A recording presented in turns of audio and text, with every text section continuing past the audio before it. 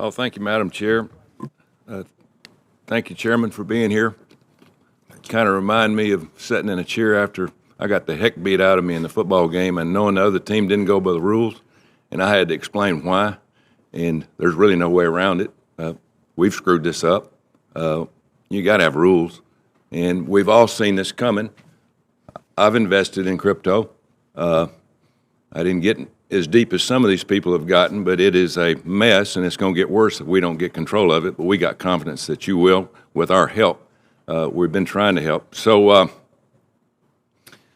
this country needs to be the leader in the world, in financial regulation, all the innovation. And if we don't, we're going to be in trouble. China's got their own digital currency that's cranking up.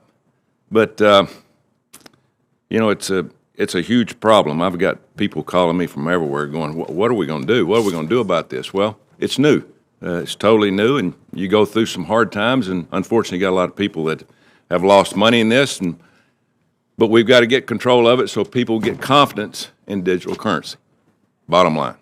So I got just a couple of questions here.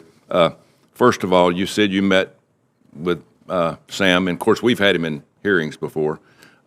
You got any text or emails with him over the years? Yeah, so in addition to I pointed out to Senator Stabenow's question, I mentioned there was this sort of dogged desire to get this application approved, and my approach to that application, given the issues and the strong feelings, was that I needed to be as transparent and open with him and FTX, as well as other CEOs who felt the same. So there were a number of emails and messages back and forth, all about the application, about the status of the application. Some of the messages were about scheduling the 10 meetings I mentioned, but it was about updates, giving us, again, this dogged approach to we submitted answers to the questions from the division, or we have more data to just support their advocacy of this application, all in relation to the application.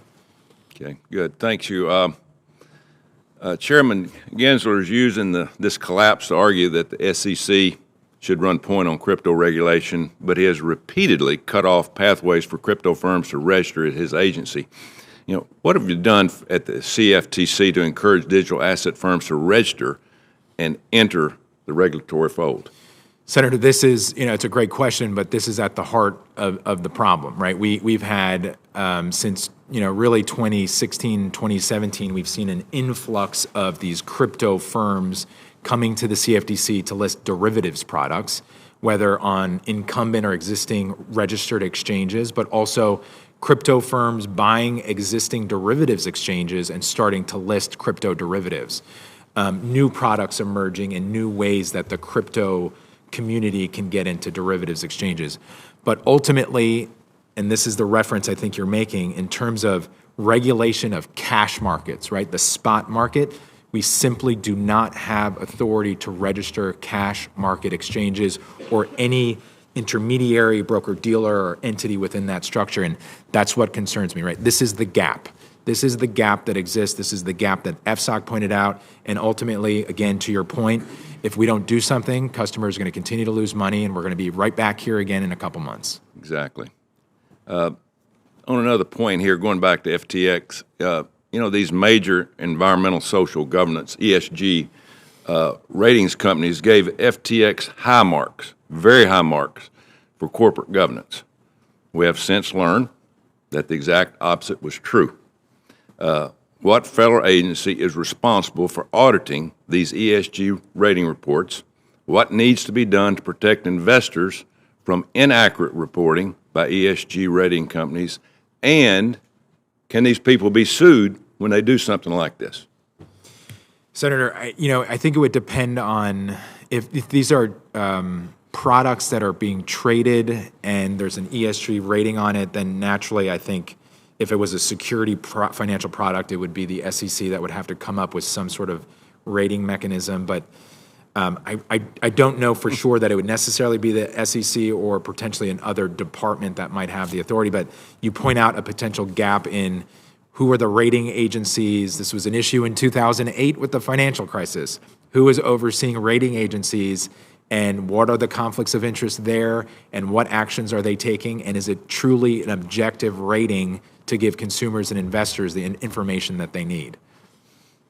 Should this be in some kind of bill that we do with crypto? To the extent that the issue you raise is a significant problem and one that crypto firms are getting ESG-related ratings, then I think it's something that we should talk about further and make sure that this goes to the heart of disclosures and customer information, which is, I think, is a part of at least the CPA and the bills that are being proposed. Investors need information. We need to bridge the gap between an issuer, a rating agency, and an investor so they know exactly what information they have and they can make the most informed decision. But certainly would welcome the opportunity to work with you and see if we can do something in this Well, space. as we go through this investigation, hopefully, if we look into some of these investors into FTX, we find out, did you look at this ESG report? Did you look at, their credence? Absolutely. Did you invest because of that? Somebody could get in trouble over this, and we need to really look into this. We've got people out there doing things they shouldn't be doing, especially when it comes to finances and people losing millions and millions of dollars. But look forward to working with you. I know you'll get control of it. Look forward to people having the opportunity to continue to invest in crypto, but also understand that there's rules and regulations. Thank you, Madam Chair. Thank you.